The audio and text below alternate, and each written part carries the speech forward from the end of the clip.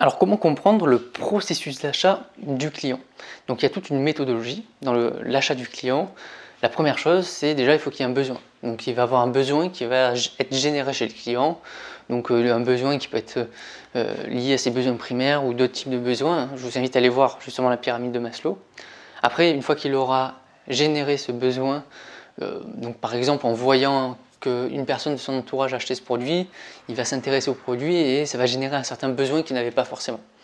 Donc après, il va avoir une certaine stimulation des sens.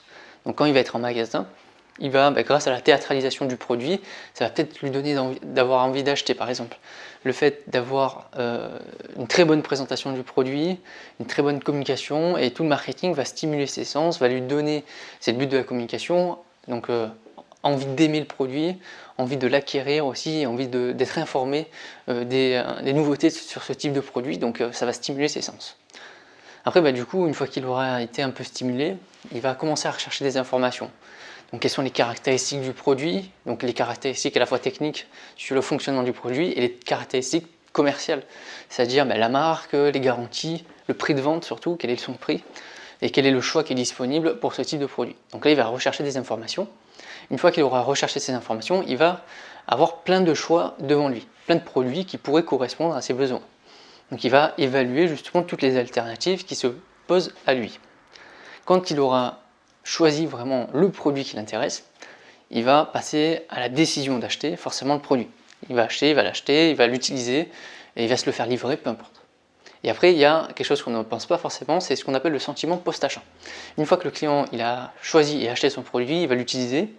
Alors, soit il va avoir une super bonne expérience, soit c'est pas forcément à ce à quoi il attendait, où il y a eu un dégât, où il a arrêté de fonctionner, où il n'a pas eu forcément d'utilité pour ce produit. Donc, soit vous allez créer un sentiment de déception de la part du client, qui peut-être va venir vous faire une réclamation ou va donner un avis négatif, soit il va justement donner un avis positif sur ce qu'il a utilisé, il n'a eu aucun problème, ça satisfait entièrement son besoin, donc il va faire un retour positif.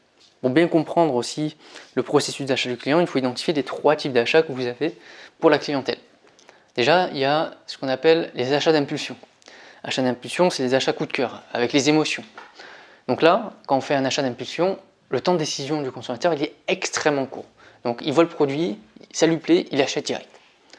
Deuxième type d'achat, c'est des achats de nécessité.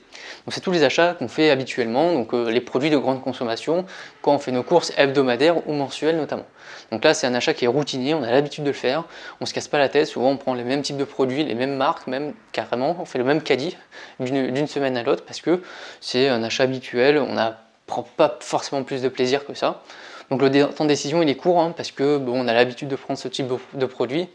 Le but pour le client, c'est pas de rester 3/4 d'heure dans le rayon des pâtes pour choisir quelle marque est-ce qu'il va prendre.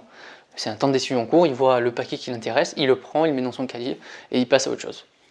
Et enfin, il y a les temps de décision qui est beaucoup plus long avec les achats de réflexion. Donc là, c'est pour des produits qui sont plutôt chers ou qu'on n'a pas l'habitude d'acheter, qu'on ne connaît pas bien, où on a besoin de conseils. Donc là, ça demande justement plus de réflexion. Ça demande d'avoir des conseils de la part du vendeur, de s'informer sur Internet, de regarder aussi des tutos par exemple dessus sur comment ça marche. Donc là, on ne va pas acheter tout de suite, on va avoir une phase de réflexion qui sera plus ou moins longue, surtout en fonction notamment du prix du produit. Vous n'allez pas mettre autant de temps à acheter un ordinateur qu'acheter une voiture, normalement. Parce que l'impact financier, c'est pas du tout le même.